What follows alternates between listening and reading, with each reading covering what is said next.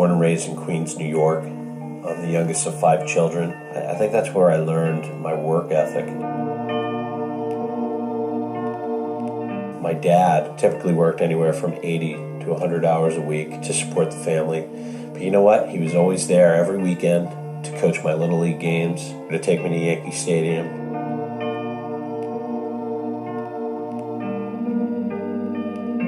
There's something that I learned from him, that there's a good balance of work as well as family. And family is really the foundation of where it all begins. And I've never forgotten about that. Look, if you had one shot, or one opportunity to seize everything you ever wanted. Everything I have in life is because of what I learned from my father and his dedication to his family. They guided me to making the correct decision in going to Archbishop Molloy, which of course then led me to want to go to the University of San Diego. So I set my mind to it. Even today, my current business partnerships are all based on friendships that I forged while at the University of San Diego. And the bass keeps. My first job was as an intern at the governor's office in San Diego. So I worked for Pete Wilson, where I got my first exposure to carrying myself as a business person. Everybody here, let's get into it. I was able to run for student body president my freshman year. From that, I became vice president and pledge master of my fraternity. I also worked for Xerox Corporation as a sales rep. While I was there, I was named top sales representative. My dad was out to visit me, and we were deciding, what am I going to do with the rest of my life? And the idea was for me to go into sports. Running.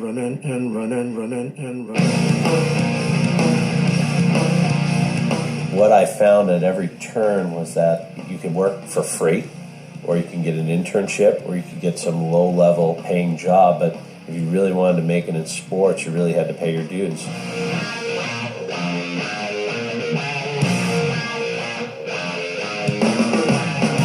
But I was a bit more determined than that. So I met a gentleman who was the vice president of sales for the New Jersey Nets. He made such an impression on me that I wanted to work for him. So every week, I would wake up at 5 in the morning, drive out to the Meadowlands, which was 75 miles away from my house, and show up at his office until he offered me a job. Lo and behold, he never offered me a job, but what he did do was recommend me for a position at the New York Mets. While I was there, I had the top close ratio, so 1 out of every 3 appointments I went on turned into a deal for the Mets.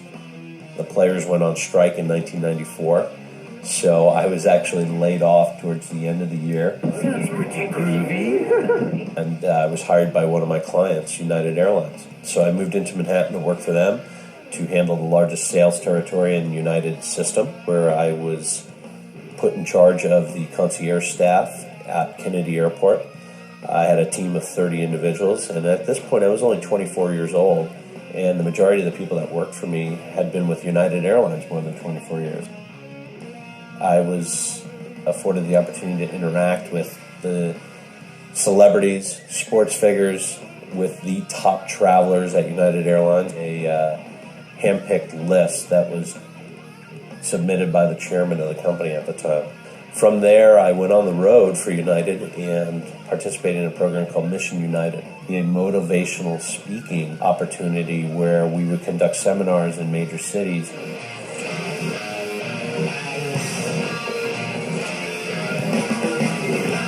From United, I was hired by transamtravel.com. There really wasn't a huge internet presence at that point, especially in the travel industry, so we were supplying airline tickets to companies like Expedia and Travelocity before they had their own deals yet. If you look at travel today, it's the #1 advertising channel for the internet. I felt that I had a big part of that, and in fact I did have a big part of that. From Trans Am Travel, I moved out to San Francisco with my wife-to-be. We got married in 2001. We've since had 2 children, Carter and McGregor. They have been an inspiration to me, and really everything I do in life is judged by my effect on them. I'd like to instill the sense of values that I received from my dad growing up and my family, and really share that with my sons and make them proud.